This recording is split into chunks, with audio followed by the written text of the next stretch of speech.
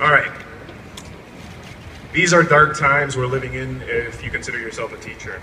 And the reason I say that is because at the time, we're meeting here, there's an assault on public education, but in reality that assault is not just on public education, it's on teachers.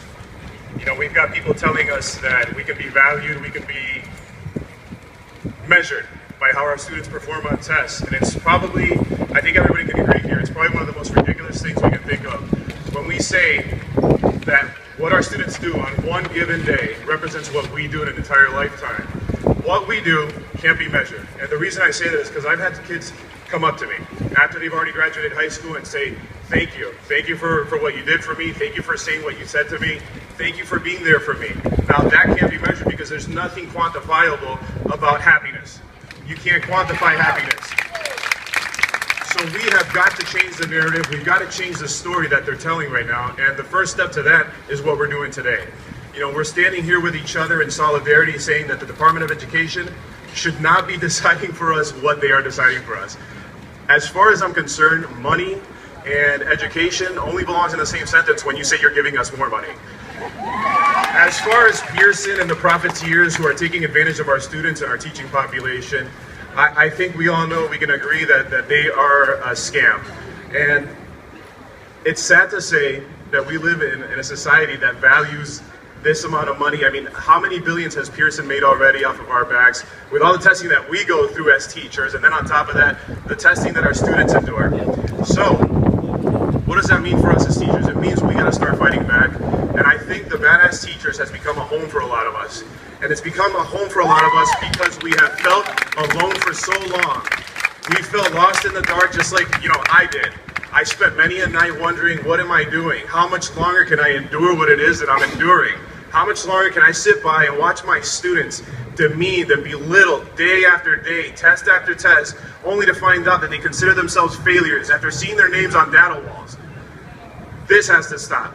And it starts with us saying that enough is enough, and we start taking back our schools. And we do that by banding together and telling other teachers, I know you're afraid. I know it's hard right now, but we have got to stand up because at the end of the day, we're the front line of defense, not only for ourselves and for our colleagues, but for the students that stand before us, and we need to protect them. Doctors take a Hippocratic oath, and it says they will do no harm to any of their patients, and we need to take an Educratic oath. And we need to say we will do no harm to the students in front of us.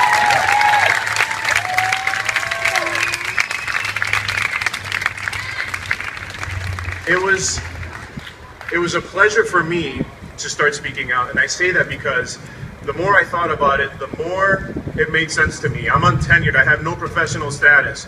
So who better to lead the charge in my area than somebody like me, somebody who can say to the other teachers who have tenure, who have professional status, hey guys, join me. I'm afraid too, but you know what? We've got to start doing what we've got to start doing to protect the kids.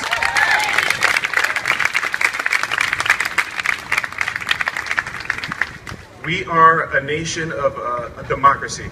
And if we're going to preserve that democracy, we need to start by preserving public education. And the future I see right now is one where they're trying to create one without American public education, which is the cornerstone of the great democracy that we live in. So, what we need to fight, and we need to fight to preserve the democracy and to make public education accessible to all students. Not just the affluent, but the ones who live in the urban areas, the ones who live in the impoverished areas. We need to give them art, we need to give them music, gym, cooking, home ec, everything else that I grew up with, that my friends grew up with, and not just testing. So I stand before you here today to say that myself, along with the Bats and along with taking it back, that we're not taking it anymore, and we're taking our schools back. Public education in public hands. Thank you, everybody.